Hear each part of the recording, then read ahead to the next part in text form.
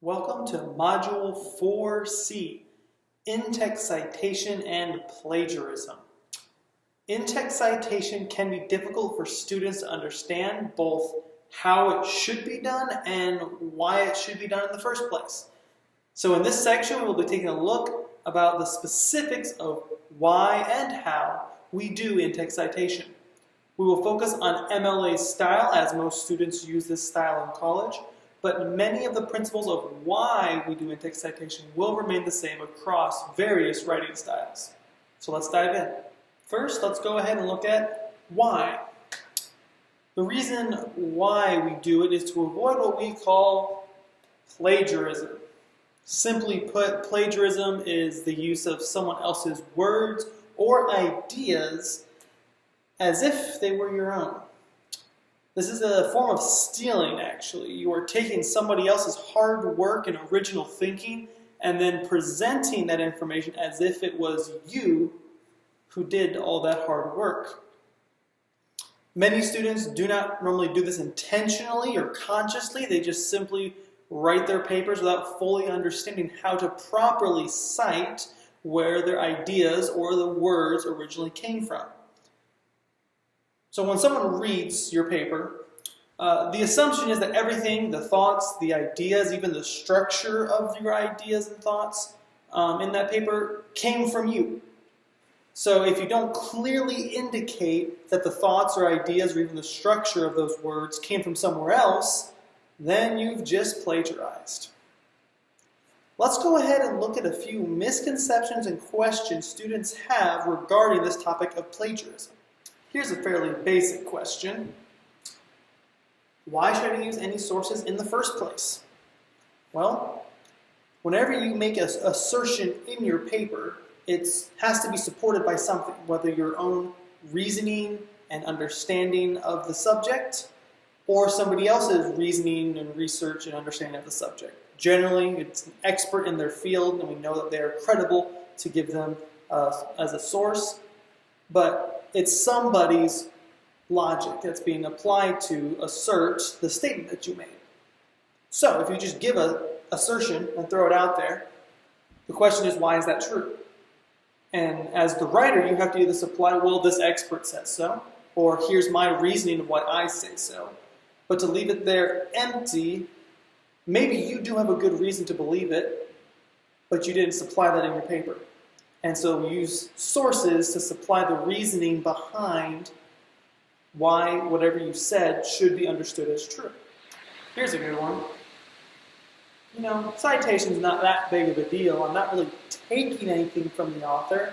I mean, people will still buy his or her book or article or whatever they happen to be writing.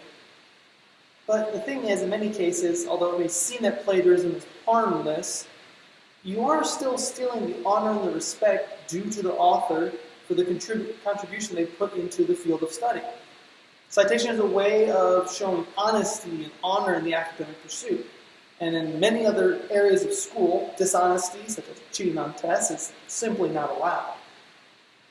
Because these people put in a lot of hard work, and to take that and present it as your own is a functional act of dishonesty and lying, as well as stealing that honor and respect that's due them. So it's very important we understand this is not just a technical issue, but a moral issue as well. Here's a tempting misconception. I can just edit my paper later and add in the citations at that point. The biggest issue with this is citation is not supposed to be done during the editing phase of your paper writing, but during the actual writing itself.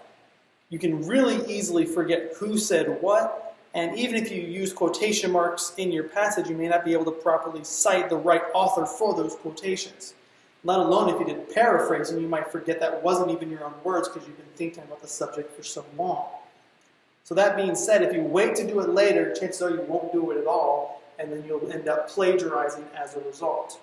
It may seem at first daunting to use all these rules we're going to go over to get the job done, but if you practice it, it eventually becomes easier and easier, and you can be sure you don't have to re-edit your entire paper later if you learn just to do it right as you're doing the writing itself. Well, let's take this question here. I changed the words of the quote, so now they're my words. Why do I still need to cite the source? Well, just because you changed the word does not mean you're not still using somebody else's idea.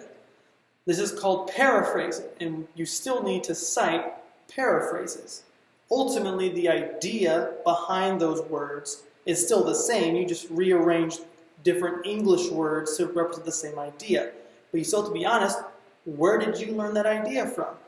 Well, the other person. And so you still need to cite where the idea originally came from, even if you reworded it to fit into your paper a little bit better. Just be careful that you're not misrepresenting somebody with your own words when you do paraphrasing, but still give the proper credit to where that idea came from. A common question someone might have is, I put the book and the author in my works cited page. Isn't that enough to give them the information of where I got my ideas? Well, unfortunately, no. How can your reader know who said what in your paper unless you tell them, especially when you have multiple authors and multiple books? You have to be clear about where that quotation came from, or that paraphrase came from. You must indicate, obviously, who said it. That's why you put the author in there. And where he or she said it. Usually we just put the page number, but if you have an author with multiple books, then you'll give the book title as well. Ultimately, you want to be clear who said what and where. And so using in-text citation helps clarify this, and your works cited page gives the additional information of how to find that specific author's book without putting a bunch of information in the middle of your paper. So the works cited page actually is there as a help to your in-text citation. Here's a question based on a misconception. This is crazy, right? Everything I would say has already been said by somebody, and my entire paper will just end up being a mix of citations.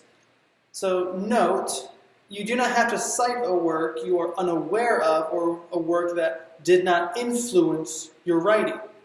So yes, you could potentially cite every statement you make because somebody else made a similar or identical statement somewhere else.